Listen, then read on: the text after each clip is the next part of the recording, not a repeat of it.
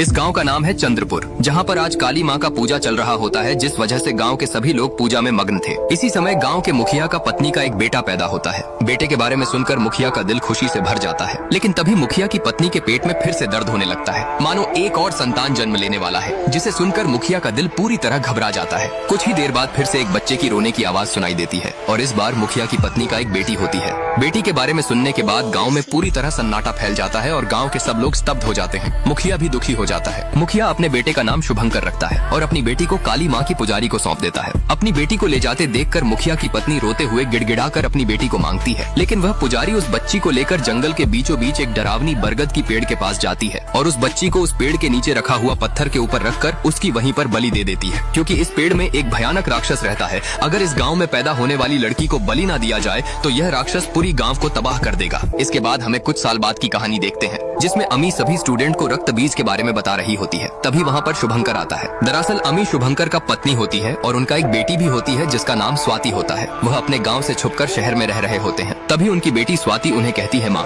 हमारे class teacher ने कहा है कि सब लोग अपनी गांव जाकर वहाँ का एक पुरानी कहानी ढूंढ कर लाएंगे और जिसका भी कहानी बेस्ट होगी वह इस साल ड्रामा में यूज होगा। लेकिन शुभंकर और अम्मी उसे गाँव जाने के लिए मना करते हैं और कहते हैं हम शिमला चलते हैं, वहाँ का नजारा बहुत अच्छा होता है। यह सुनकर स्वाति नाराज